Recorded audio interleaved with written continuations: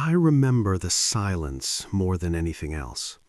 The kind of silence that presses against your chest and refuses to let you breathe.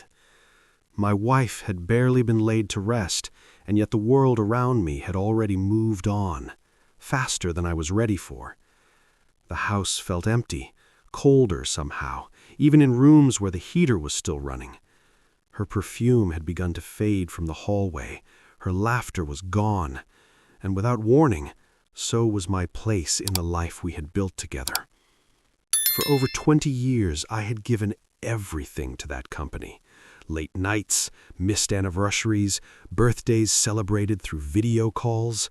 I wasn't just an employee, I was the backbone. I helped build it from nothing, when it was just a rented office, cheap coffee, and a dream no one else believed in. My wife used to say, "One day they'll know your worth." I believed her. I trusted time. I trusted loyalty. Overnight, all of that vanished. The morning after the funeral, I walked into the office wearing a black tie I hadn't even untied the night before. People avoided my eyes. Some whispered condolences. Others whispered something else. That was when I noticed it. The subtle shift, the way doors closed faster, the way conversations stopped when I entered a room. And then I saw his name, printed where mine used to be. My stepson. The new CEO. He had always been polite, distant but polite, a smile that never quite reached his eyes. I told myself grief had hardened him. I told myself he needed time. After all, he had lost his mother too. If you were in my place, wouldn't you have made excuses for him as well? I wanted to believe family still meant something. A week later, he called me into his office. The room looked different, not physically, but emotionally. The same chair, the same desk, yet the air felt colder. He sat where I once sat, his fingers resting calmly on the polished wood. He didn't ask me how I was holding up. He didn't mention his mother. He didn't even offer a seat at first. "Sit," he said. I lowered myself into the chair, my knees stiff, my heart heavier than it had ever been. For a moment I thought he might say thank you, or maybe ask for guidance. Maybe, just maybe, this was his way of coping. Instead, he cleared his throat. "The company needs fresh leadership," he said, staring at a document instead of my face. "New energy, new direction." I waited. My hands clenched together. My pulse thudded in my ears. "You're no longer a good fit here." Just like that. No gratitude, no acknowledgement of the years I sacrificed, no recognition of the man who helped build the foundation he now stood on. I felt something crack inside me, but I didn't show it. Have you ever been betrayed so quietly that it almost feels polite? I asked one question, just one. Is this really how you want to do this? He finally looked at me then. His eyes were calm, too calm. This is business, not personal. That was the moment I understood something important. This wasn't grief. This wasn't confusion. This was calculation. I stood up slowly. I didn't raise my voice. I didn't beg.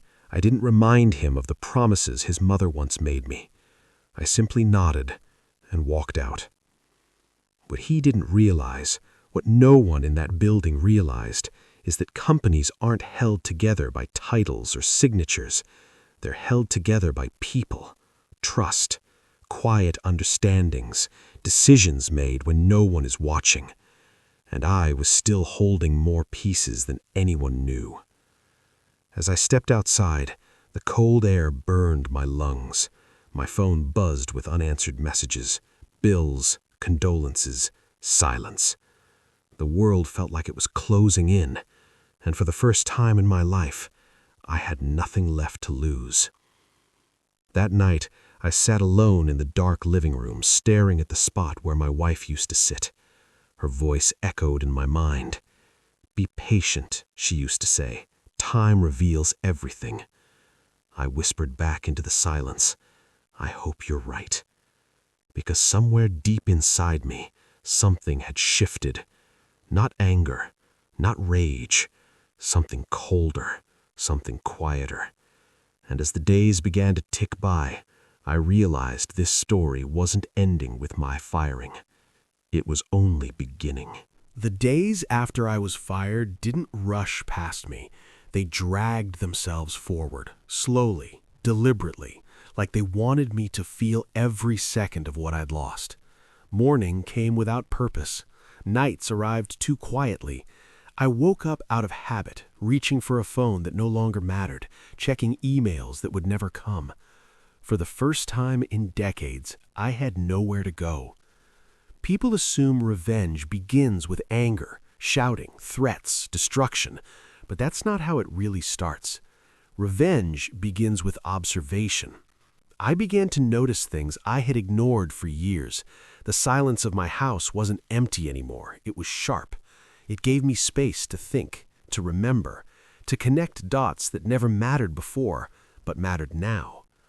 I replayed conversations in my head, meetings that felt off, decisions my stepson had questioned long before his mother died.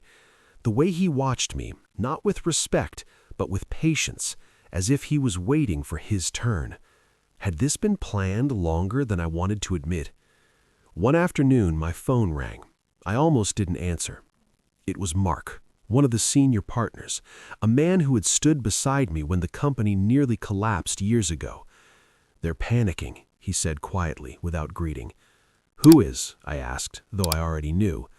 "The board, investors, your stepson." I said nothing. I let the silence do the work. Mark continued. "He doesn't understand the systems, the relationships, the unofficial agreements. He's changing things too fast, breaking things he doesn't even know exist." I closed my eyes. Time was already doing its job. But I wasn't ready to move, not yet. I needed to be sure. Revenge, if done wrong, burns the hand that holds it. That night, I opened an old laptop I hadn't touched in years. Passwords came back to me easily, muscle memory. Inside were folders no one else had access to. Records, emails, contingency plans, backup agreements created for emergencies that never came. Or so I thought. Did you know the most powerful leverage is the kind no one remembers exists? As the days passed, more calls came in. Quiet ones, careful ones, people testing the waters without openly admitting fear. Each conversation confirmed the same truth. My absence wasn't being felt emotionally, it was being felt structurally. My stepson was making public decisions, loud decisions, the kind that look confident on paper but unravel behind the scenes. Vendors weren't responding the same way. Partners hesitated. Trust, once broken, doesn't announce itself. It simply disappears. And still, I did nothing. If you were in my place, wouldn't you be tempted to step in, to say, "You need me"?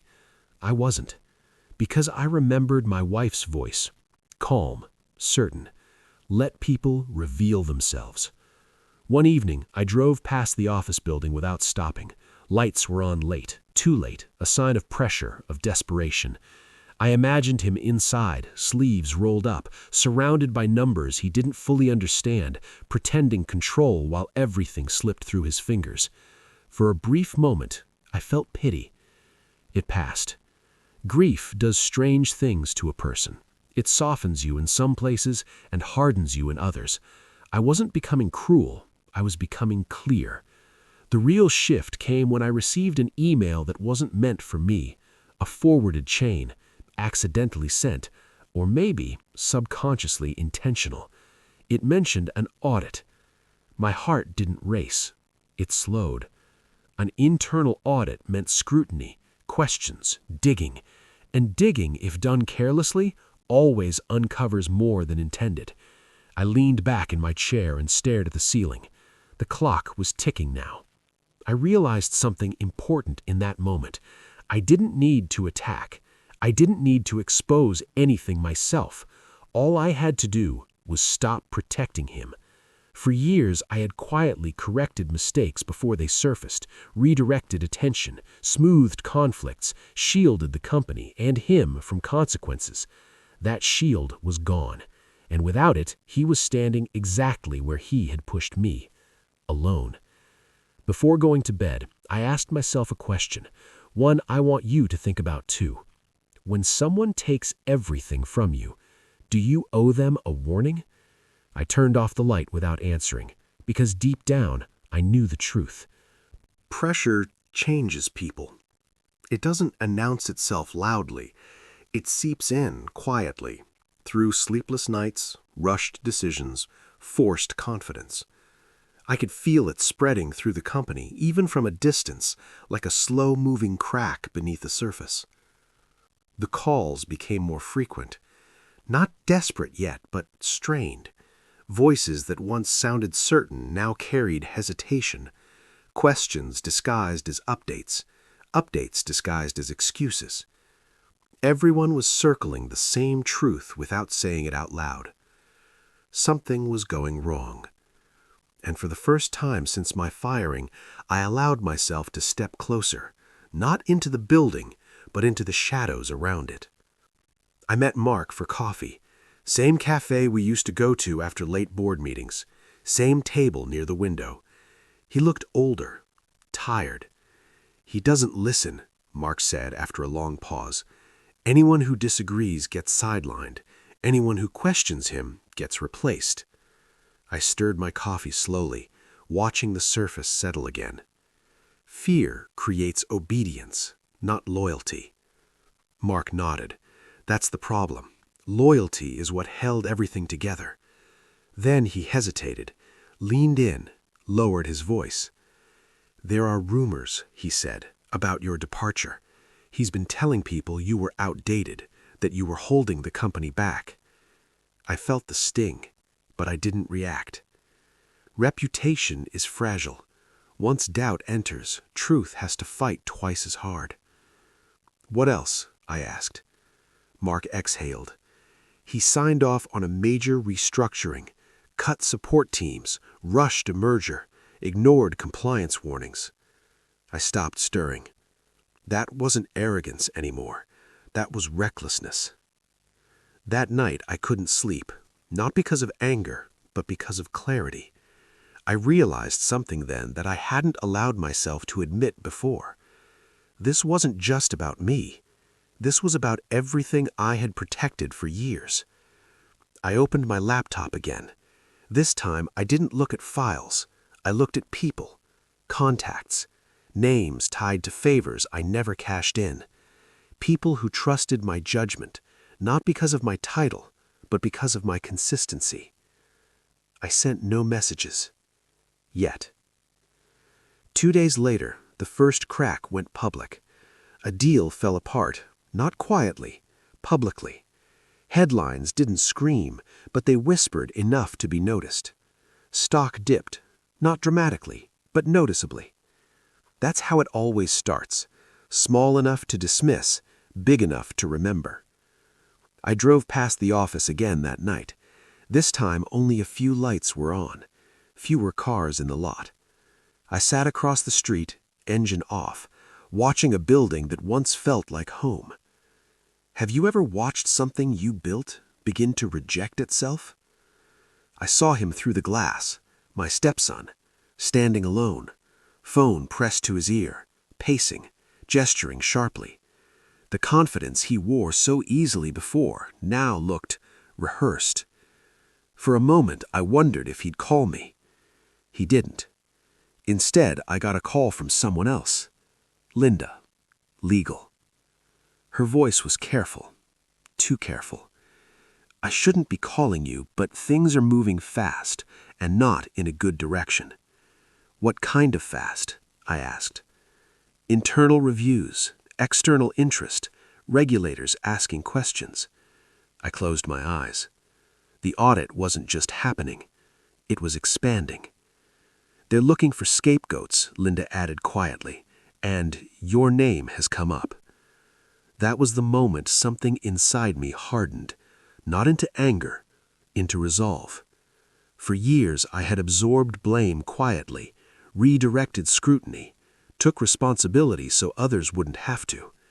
If they were going to drag my name back into this, then I would decide how. "If I'm contacted," I said calmly, "I'll cooperate. Fully." Linda paused. "That might not be safe." I smiled faintly. "It's the safest option there is." After the call ended, I sat in the dark and thought about my wife, about how she used to say that truth doesn't need force, it needs timing. And timing was finally on my side. The next morning, I received a message I had been waiting for. From him. Just one line. "We need to talk." No apology, no acknowledgement, no humility. Just need.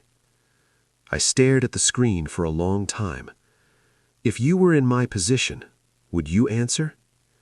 I typed back slowly. "When?" His reply came instantly.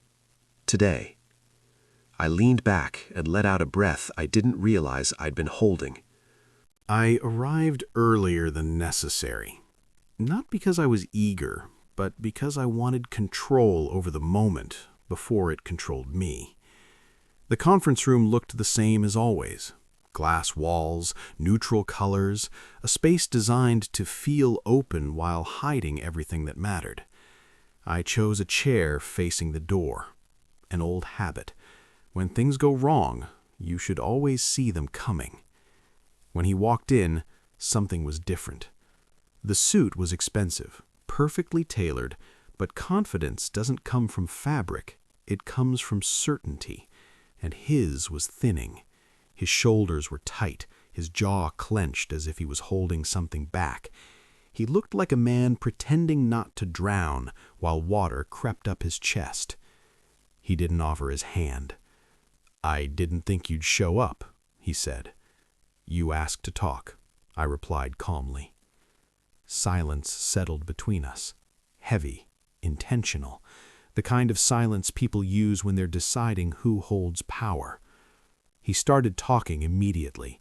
Numbers, timelines, external pressure, regulators, investors, words spilling out faster than they should, like he needed to stay ahead of his own fear.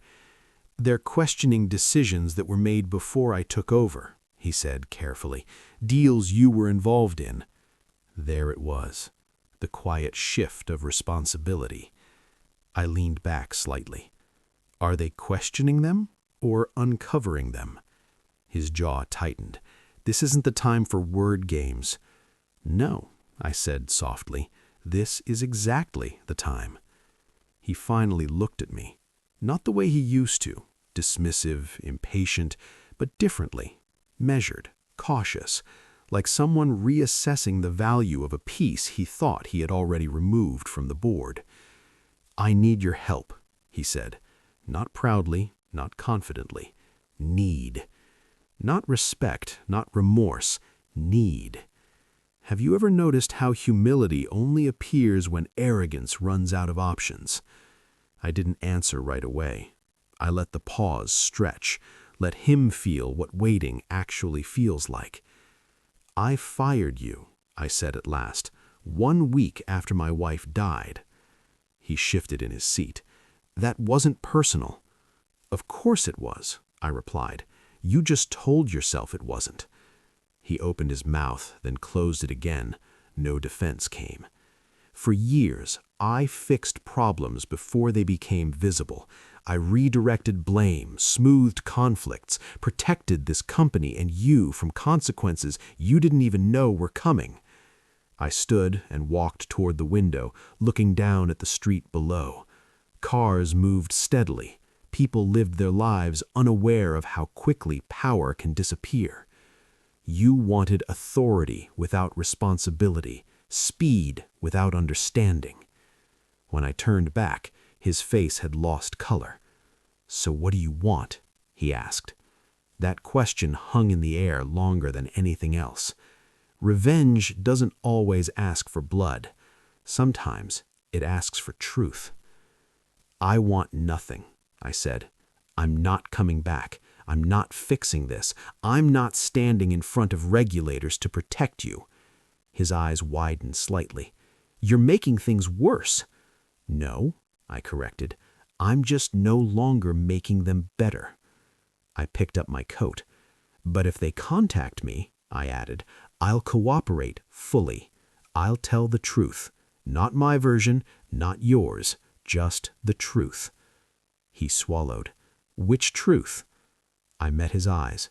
"That you were warned, that you ignored it, and that when you had a choice between integrity and speed, you chose speed."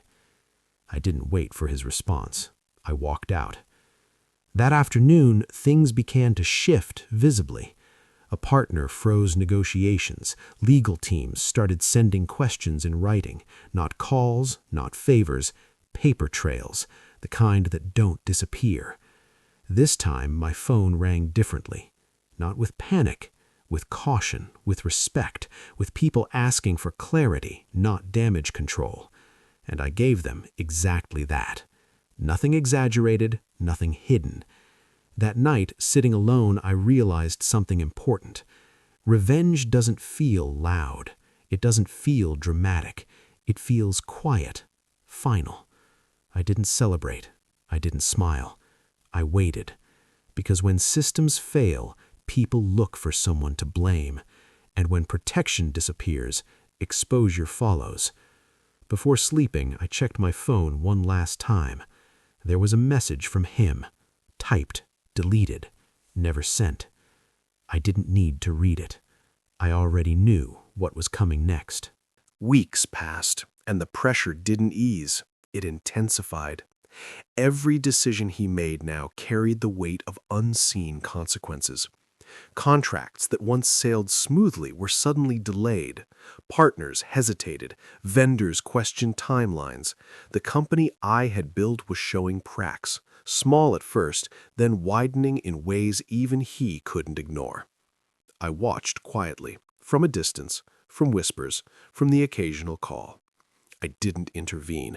I let him stumble, let him discover what it means to stand alone without the experience that I had spent decades accumulating. It was subtle at first. The first email flagged a missing compliance report. Then a legal team questioned a merger clause. Nothing catastrophic yet, but enough to make him scramble. His confidence, the mask he wore effortlessly, was beginning to slip. One afternoon, I was asked to meet with a regulator. Calmly, professionally. I laid out facts. I corrected misunderstandings. I didn't exaggerate. I didn't protect him. I simply told the truth. Straightforward, clear. Enough to reveal the gaps that his rush had created without having to say a word about his mistakes. The fallout was immediate. Partners began pulling back. Investors asked more questions. Internal staff whispered, unsure of who they could trust. And he felt it. I knew it from the tension in his calls, the pauses in his emails, the way he lingered too long in meetings trying to reclaim control he no longer had. I never gloatingly approached him. I didn't have to. The dominoes were falling on their own, and he could see them, one by one. Every misstep became his to manage, every problem a reflection of his choice to ignore the past and rush forward. That evening, I drove past the office. Lights flickered. Only a few cars remained. Inside, I imagined him pacing, phone in hand, trying to smooth the chaos he had created. His steps were measured, almost mechanical, but I knew they weren't confident. Not really. Not anymore. The most important part of revenge isn't the collapse, it's the recognition. The moment when the person realizes they're standing exactly where they pushed you. That realization is sharper than anger, sharper than confrontation. It pierces pride and forces reflection. And that's what I wanted him to feel. The next morning, I received a call from someone in his inner circle. They spoke carefully, almost afraid. Questions about timelines, decisions, and approvals. I answered, honestly, briefly, clearly. And then I stepped back, let them manage the storm they were now inside. By the afternoon, another partner emailed him directly, questioning a major merger. Investors were nervous. Rumors began circulating about instability. I didn't celebrate. I didn't comment. I simply observed. And I waited. Later that evening, he called. A simple one-word message. Help. Nothing more. No pride left in the tone, just need, vulnerability, recognition. And in that moment, I realized revenge doesn't always need to be violent, loud, or destructive. Sometimes it's quiet, subtle, invisible, yet completely undeniable. I replied calmly, with the same clarity I had used all along. Not as punishment, not as vindication, but as a reminder. Actions have consequences. Choices matter. And when you ignore wisdom, experience, and history, reality has a way of making its point. By nightfall, he was no longer the confident boss who walked in with authority. He was a man forced to reckon with what he had underestimated. The weight of the company, the trust, and the systems I had built all pressed against him, and there was nothing he could do but face it. Revenge isn't always flashy. It doesn't always roar. Sometimes it simply waits, quietly shaping the outcome while the other person believes they are still in control. And that is when it is at its most effective. By now, everything was coming to a head. The mistakes he had made, the rushed decisions, the ignored warnings, they all converged into a storm he couldn't control. Emails piled up. Legal teams questioned deals. Investors demanded explanations. And he finally realized the full weight of what he had done. He came to me that evening, alone. No entourage, no confidence left in his step, just a man standing before the person he had tried to dismiss. I could see it in his eyes, the recognition that he had underestimated experience, wisdom, and time. I didn't know, he said, voice low, almost pleading. I thought I could manage everything myself. I didn't reply immediately. I watched him struggle with the weight of his own choices. Every word he had spoken, every decision he had forced, every reckless move, it all bore down on him now. You made your choice, I said, finally.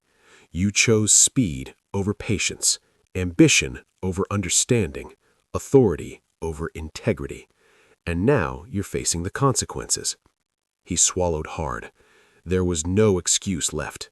No charm, no deflection, no justification. I realized in that moment that the truth alone had been the most effective form of revenge. Not my anger, not my interference, just the consequences of his own actions, revealed without manipulation, without spectacle. I thought I was ready, he admitted. I wasn't. I see that now. I nodded. Some lessons aren't taught through anger. They're learned through loss, through exposure, through time. He looked down, ashamed, humbled.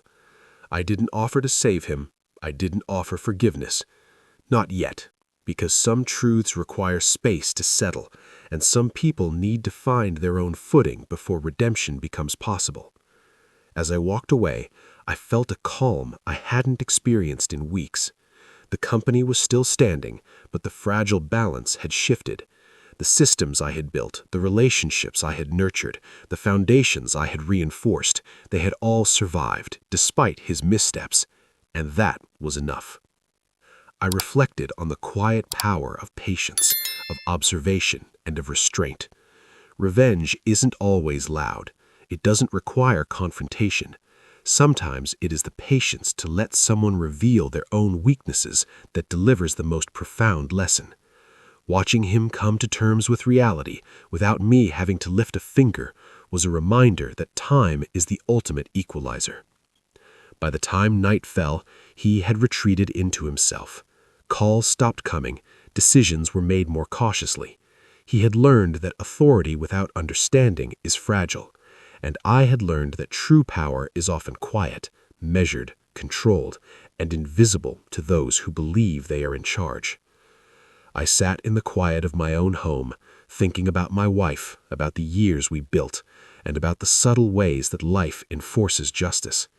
Sometimes the most satisfying revenge isn't the one where you act, it's the one where you wait, observe, and let reality do the work for you.